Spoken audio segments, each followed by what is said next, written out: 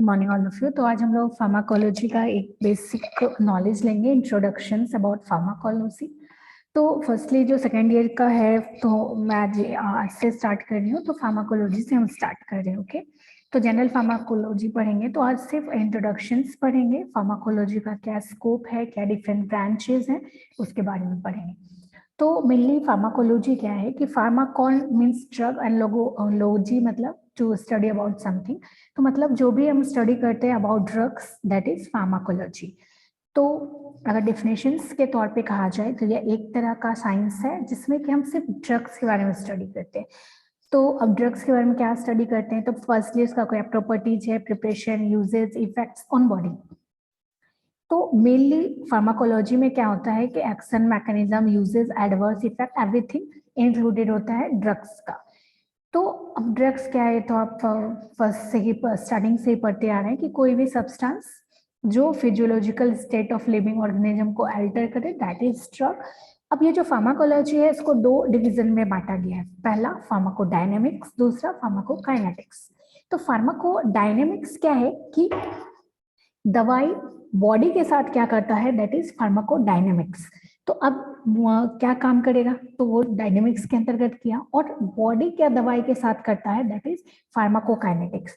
तो फार्माकोडायनेमिक्स में एक्शन रहता है किसका, ड्रग्स का। फार्माकोकाइनेटिक्स में एक्शन किसका रहता है, बॉडी का। इसमें ड्रग कुछ नहीं करता, बॉडी को क्या करना है ड्रग्स का ये फार्माकोकाइनेटिक्स। ड्रग क्या करेगा बॉडी का, दैट इज फार्माकोडायनेमिक्स। ओके, तो अब ये फार्माकोकाइनेटिक्स के अंतर्गत में मूवमेंट आया, बॉडी क्या कर रहा है, मूव कर रहा है। तो एब्जॉर्ब करेगा दवाई को डिस्ट्रीब्यूट करेगा, वो मेटाबोलाइट्स में तोड़ेगा उसको और एक्सक्रीट आउट करेगा, दैट इज फार्माकोकाइनेटिक्स। तो इसमें हम ये भी कह सकते हैं कि फार्माकोकाइनेटिक्स क्या है, एडीएमई है।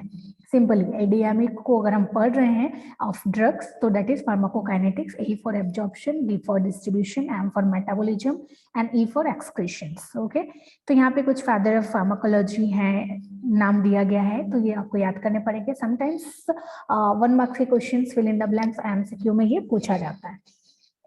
ओके, तो फार्माकोलॉजी आप बेसिकली जान रहे हैं। फार्माकोलॉजी क्या है कि जब भी हम कोई भी ड्रग्स का एक्शंस के बारे में पढ़ रहे हैं, ड्रग्स के बारे में पढ़ रहे हैं कि ड्रग्स क्या कर रहा है हमारे बॉडी का, या ड्रग्स हमारा बॉडी क्या कर रहा है ड्रग्स का, मतलब इन नट से यही कह सकते हैं कि ड्रग्स के बारे में व्हाटएवर हम पढ़ रहे हैं, दैट इज फार्माकोलॉजी। ओके, अब स्कोप क्या है फार्माकोलॉजी को, तो फार्माकोलॉजी को डिफरेंट काफी ब्रॉड सेंस में है, एडीएमई है प्लस फार्माकोडायनेमिक्स है, तो उसको डिफरेंट डिफरेंट चीज में बांटा गया है। तो पहला है पैथोफिजियोलॉजी, जिसमें हम डिजीज के बारे में पढ़ते हैं, उसके बाद ही हम दवाई देंगे।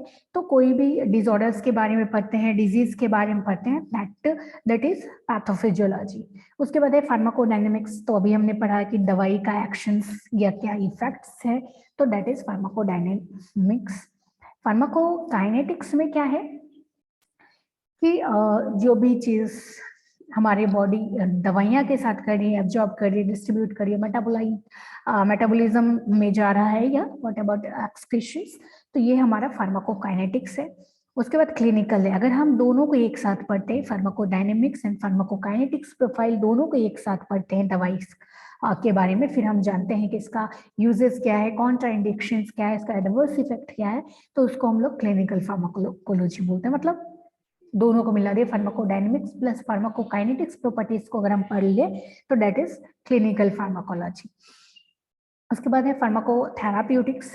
तो फार्माकोथेराप्यूटिक्स में क्या है कि फार्माकोलॉजी प्लस थेराप्यूटिक्स। अगर ड्रग्स का हम जो भी ड्रग्स यूज कर रहे हैं उसका क्या थेराप्यूटिकली इफेक्ट हो रहा है हमारे बॉडी के इनसाइड, अगर उस चीज को हम पढ़ रहे हैं, ऐसा नहीं है कि दवाई का सिर्फ थेराप्यूटिक इफेक्ट ही होता है, मे बी उसका एडवर्स इफेक्ट हो सकता है, रिएक्शंस हो सकता है। अगर थेराप्यूटिक इफेक्ट हमारे बॉडी में हम स्टडी कर रहे हैं, तो दैट इज फार्माकोथेराप्यूटिक्स। उसके बाद टॉक्सिकोलॉजी है, तो टॉक्सिकोलॉजी क्या है कि टॉक्सिन से जनरली है कि अगर हम टॉक्सिन्स के बारे में पढ़ रहे हैं, टॉक्सिन मीन्स पॉइजन, तो ये पॉइजन कुछ भी हो सकता है, ड्रग के कारण पॉइजन।